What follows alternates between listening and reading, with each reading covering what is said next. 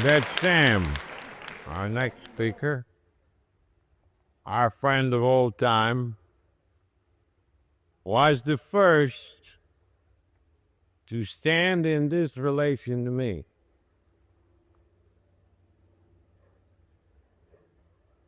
I shall never forget my first sight of him there in his pulpit. But it was more than a sight and a sound.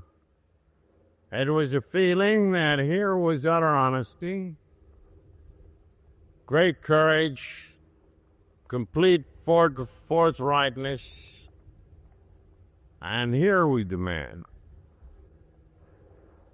who more than any in those early days made me feel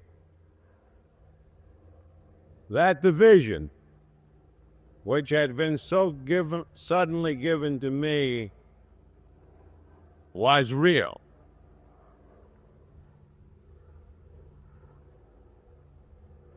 Though Sam, to me, and to Abby, and fence out all into our society, has been a channel of grace like no other.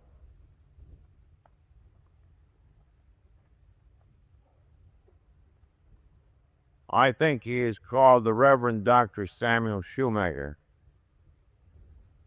but I'm going to call him up here as Sam.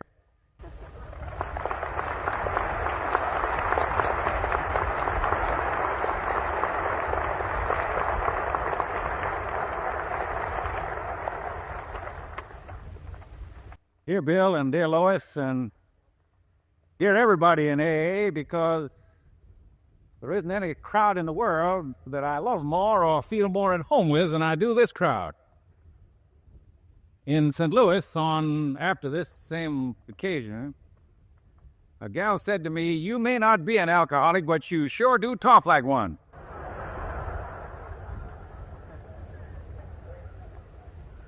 Well, I've been looking forward to this tremendous 25th anniversary as you have. It has been one of the privileges of my life to be associated with all this from the early days.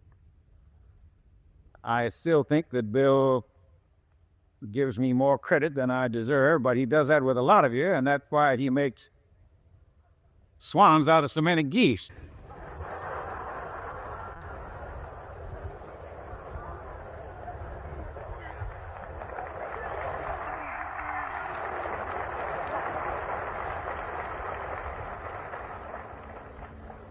We were doing some work in my old parish in New York, Calvary Church, that was helping some people to find God.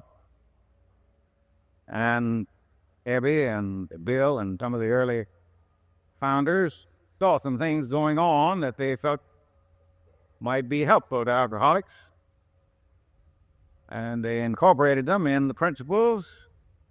We also had made some mistakes that didn't need to be made twice, and they didn't incorporate them in. And these 35 years have seen millions of people's lives different because of what began to happen in those early and sometimes unpromising days. Together with you all, I thank God for what happened. Now, in a way, principles are more important than persons, hence anonymity. But principles alone never saved anybody from defeat and troubles. You probably preached many a sermon to yourself when you were in the greatest need, like I have. Principles have got to be found at work in people so that they become incarnate and visible and available to people in need. They've got to be clothed with light and with caring and with intelligent action and emotion. Behind people that have found an answer, there are other people that have found an answer. And so on back through a long kind of apostolic succession of real, genuine spiritual discovery that must have been set in motion originally by God. But he didn't give those principles a kind of a primeval push and then expect them to go by themselves. He was in the principles. He was also in the people who were living out the principle, and in whatever spiritual methods they used to find helpful in carrying those principles out and winning their battles. I think in all human transformation, whether of a directly spiritual kind or whether through that which doctors and psychiatrists and other men of science do, God is present and at work.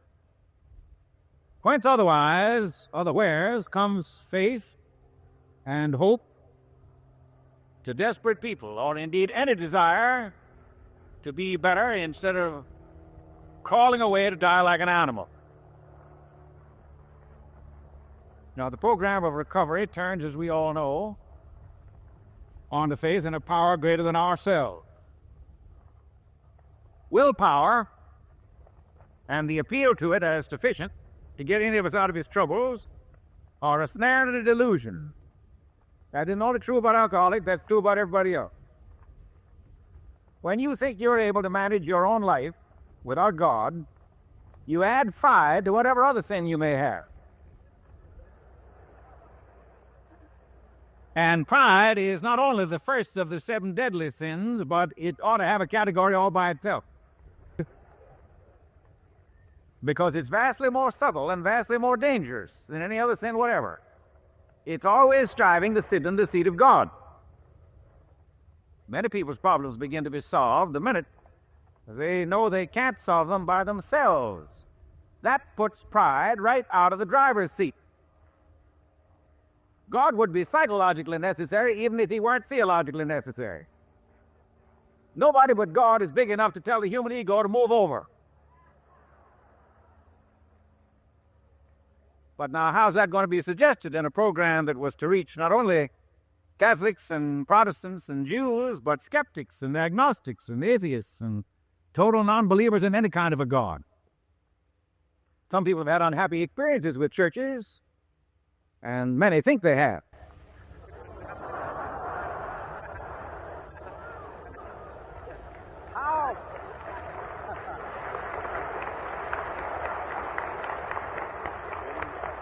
How are you going to avoid the recalling of those experiences with possibly disastrous emotional consequences? A word or a phrase that brings back an unfortunate association isn't the right one to use, especially in these early stages.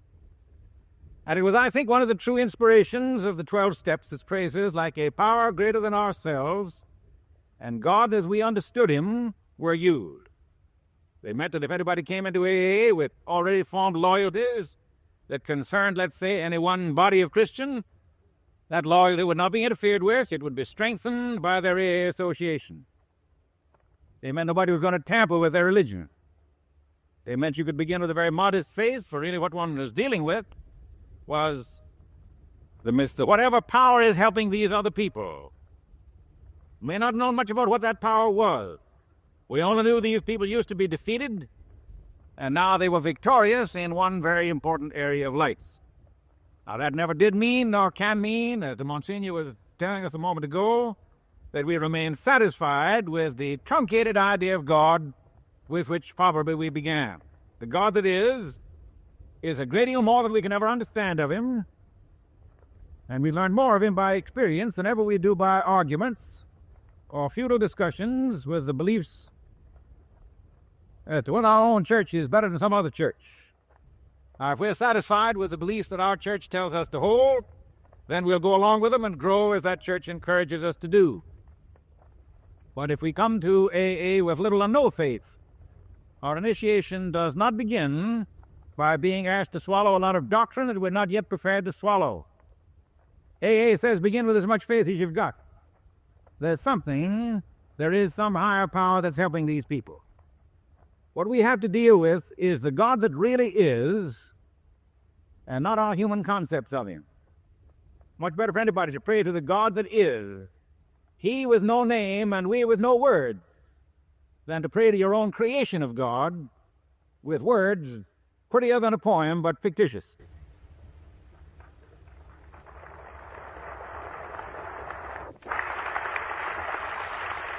I think the first prayer gets through because it's trying to be in spirit and in truth. And we hear that the Father seeketh such to worship him. The second will not get through because it's set out of conformity to somebody else's faith. and not out of the heart. Sometimes for beginners, suggestion is better than explication. Some of the often absurd modern names for God, like the man upstairs, are crude attempts to use an easily grasped picture to suggest God rather than to use theological language to dogmatize about Him. Beginners need all kinds of practical self-starters, encouragers to experiment. But nobody ever found faith sitting in a chair reading a book wishing he had it.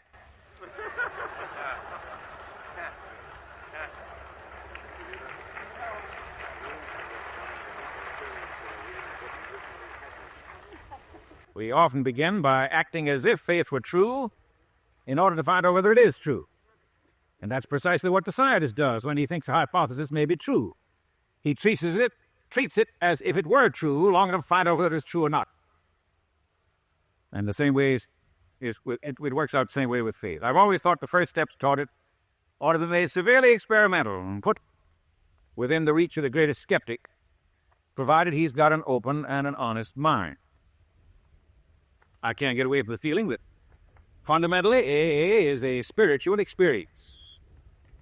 What gives the lift is the power greater than ourselves. I remember the very early days of Calvary Mission in the Gas House District on 23rd Street in New York. A character came in one night named Larry. He came because he had met on the street an old pal of his in the days of what they called sin and drink, whose name was Fred, but he was called in the underworld the Spider. And he greeted the Spider by saying, "I thought you was dead." And Fred said, "I am. The fellow you used to know is dead. This is a new one." And Larry was puzzled and intrigued, and he asked how it happened. Fred said, "See that sign across the street?" He said, "Yes." He said, "You come down at 8 o'clock tonight, you will find out what changed the Spider." And that night, without any vestige of faith of any kind, never having heard of God or Christ as anything except a swear word, Larry made a start.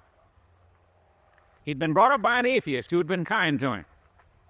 And he wound up in the underworld with no knowledge of religion whatsoever. Now, to what did he begin that night to surrender his life? To the God he saw at work in Fred. To the God that had changed Fred and might change him. And let me tell you, Fred, pretty nearly 30 years after, is still going strong. Now, AA has never had any of the usual connotations of a rescue mission. But this combination of exposure and experiment, of seeing the higher power at work in somebody else, and seeking the same experience in one's own life, goes on in the lives of all AAs who have no faith whatever to begin with. It's the experimental approach to faith, and I think it's a good one. There'll come a time when you can't leave it as just an experiment. You've got to grow, as the Monsignor's been telling you. You've got to go on and think out what has happened and use your mind about it. You'll probably be a good deal stronger if you link up, as he suggested, with some outfit that exists to help people definitely with their religious faith. For we need to grow in the spiritual dimension. And we certainly don't want to make a church out of AA. That would cause trouble. But as a precursor to the church, what St. Paul called the law to the gospel, a tutor, a schoolmaster to get us ready for the church, I think AA stands second to none.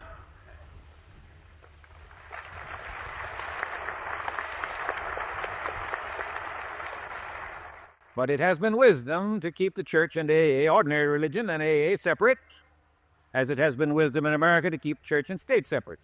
Doesn't mean they don't work together. It just means neither of them tries to use the functions of the other. Thank God for the amount of cooperation that there is between the churches and AA. Now, this is one thing that I think the churches and all agencies that deal with need for a change in human nature would do well to heed. This experimental approach. We need our scholars who can give us reasonable approaches to these great realities of spiritual faith and life.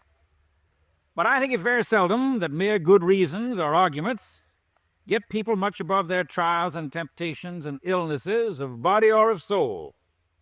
It's evidence that does this. It's the sight of somebody who's been healed and changed. Arguments very often confuse and irritate and drive wedges. But the evidence of experience makes clear and draws and unites. There's a verse in the Acts which says, "Seeing the man that had been healed standing beside them, they had nothing to say in opposition." Do it, and people are glad you did it. Get into a discussion about how you did it or what did it, and you'll be separated from it in about 5 minutes, knock all the bloom off it, and somebody's going to get mad. In many places, the churches are giving people good arguments. What they ought to be doing, and at best they are doing, is giving people some samples instead.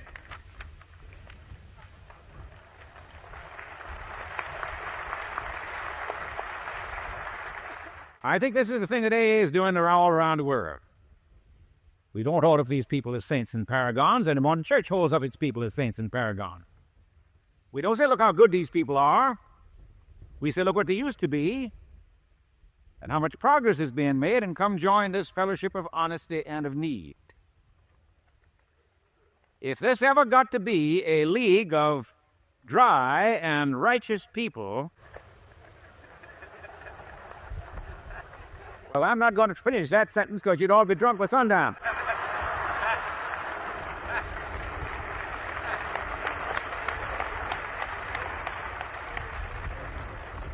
I've known a good many saints and spiritual leaders in my time, and I don't know a single one of them that didn't have clay feet. I don't mean they were insincere. I don't mean they were hypocrites in the ordinary sense. I just mean they were human beings like myself, and human beings sin and fail just as long as they continue to be human beings. That's not a cynical statement. That's only an honest one. That's to get people out of this sky blue atmosphere they think they get into when they come inside churches. It doesn't exist. All claims to perfection are for the bird.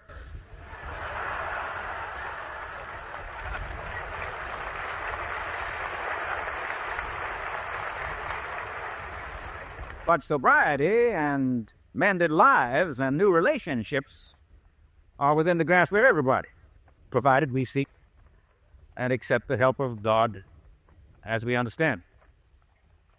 And let me say something else. Why we must always allow for some people in AA who continue to say that they don't believe in God in any conventional way. I hope there's some people like that here this morning. And recognize that they have found sobriety as well as those who do so believe. We must speak of how much AA has done to change what we meant when first we may have said God as we understood him. For all too many of us, God has been a concept only. As the Monsignor said, a figure with a long beard and a book in which is being kept a record, usually the unfavorable record.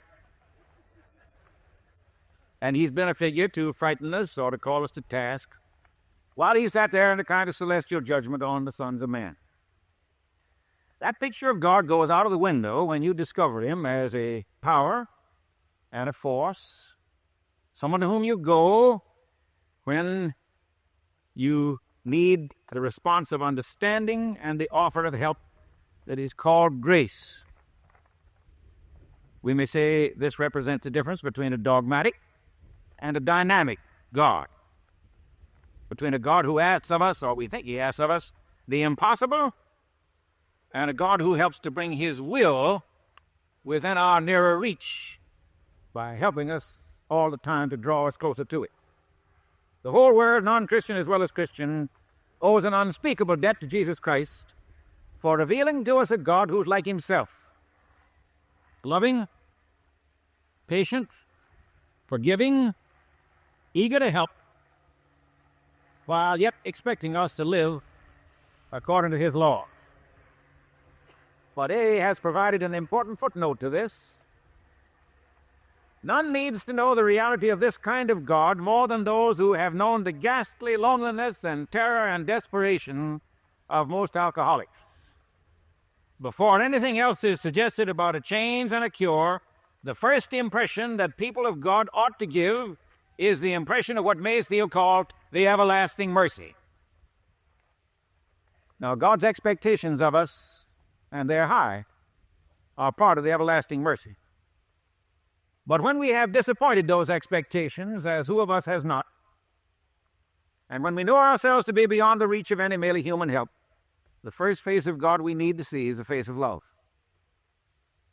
Jesus didn't always show that face to the professional religious of his time, but he consistently showed it to the needy and the disreputable, the outsiders and the outcasts, the helpless and the desperate. And eventually, even the unlovely Pharisee recognized that he needed the challenge presented by Christ when he spoke, even in scorn and in judgment, for that was the only thing that would puncture his hard skin and get through to his heart. We've been seeing already that wonderful picture of the prodigal and the Pharisee in the famous story of the prodigal son. That bad boy went off and raised Cain in a far country, and the good boy stayed home and behaved himself, but with what seething resentment towards his father. And when the wastrel came home and the old man had a party for him, that good boy was furious and he wouldn't even go in. And all he said to his dad was, "You never even gave me a kid that I might make merry with my friend." We had a great wit in the Episcopal Church, Bishop Johnson of Colorado, who was preaching about this one day.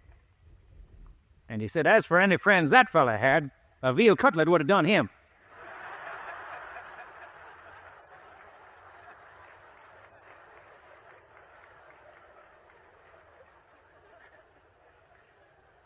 But I've always had a kind of a hope that after the prodigal stayed home a while, those two brothers might have gotten to know each other in a new way. I suggest it was a little frosty between them when he got back. But maybe the prodigal learned something about discipline from his brother.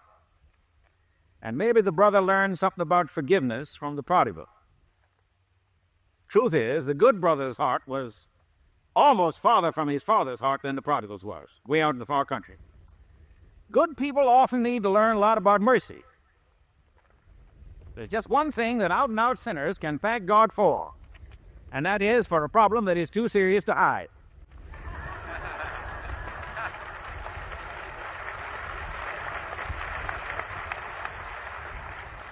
It's a good thing to have learned even the hard way that all of us need continuous repentance and that we have no power of ourselves to help ourselves. Not only are the naughty God's problem, even more God's problem, I think, are the good. Years ago in New York, an older woman in my parish asked me if I would talk with a young woman alcoholic who was a friend of her granddaughter's about drinking. This older woman had belonged to the church since before I was born. I said to her, "You're a Christian, why don't you talk with her?" She said, "Well, you see, I've never had that problem."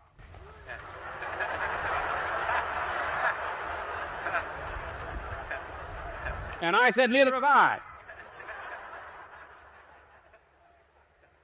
But I went on to say some things to her about getting tight on impatience and self-will and self-righteousness and some other things, so that it never has been much of a jump from me to the people that get drunk on gin and whiskey. You see, she had told God many a time on a Sunday morning that she was a miserable offender, but she didn't really feel like it. Else it wouldn't have been hard for her to talk about any kind of sin with any kind of person on the face of the earth. That's what the Christian church is. It isn't all the best people in town on parade. It's the people in town that know they need help.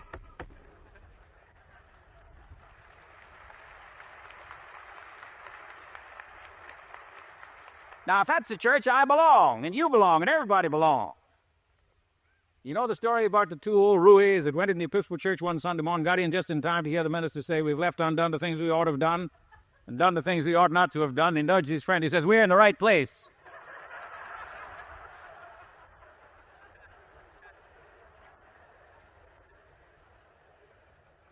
Now, there's just one answer for any sin and any need on the face of this earth, and that lies in the forgiveness of God for the past and the grace of God for the future. I take that to be the spiritual angle of AA because it is the spiritual angle for all mankind. I close with a prayer that is said to be the prayer of a long-dead slave. Oh Lord, I ain't what I ought to be,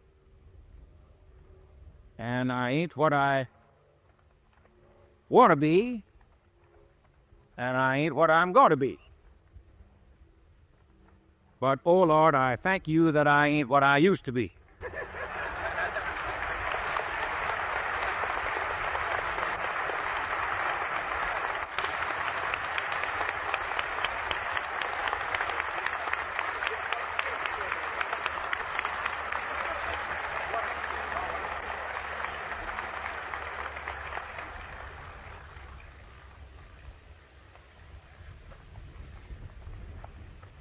I'm sure I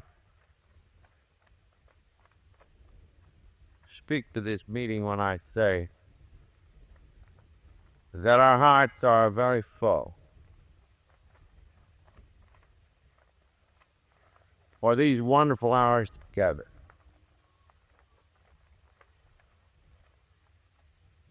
And for the ever-deepening sense of the presence of God and His grace among us.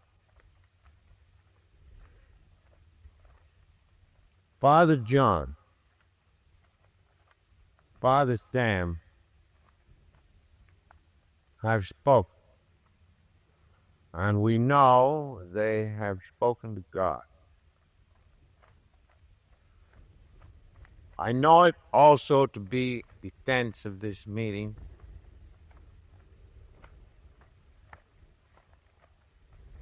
that it would be impossible to add anything more to it than the final contribution they have made. We wish to convey to them both and to their several communities timeless gratitude of the Fellowship of Alcoholics Anonymous.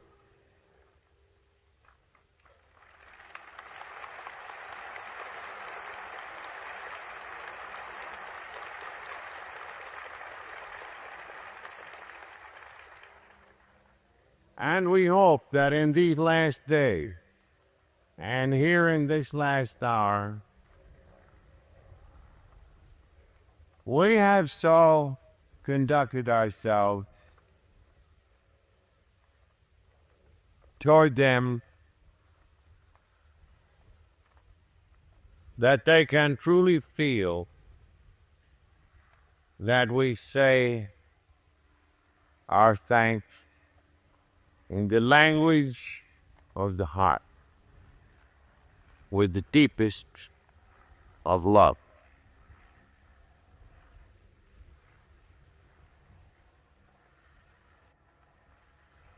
As in time, there always comes the ending. So now we are in our last moments as one together.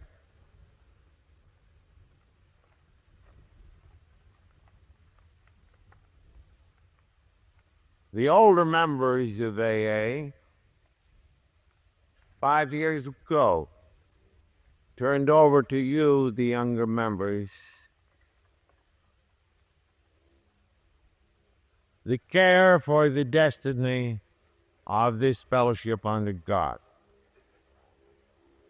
We, who you were good enough to trust as your servants, have long since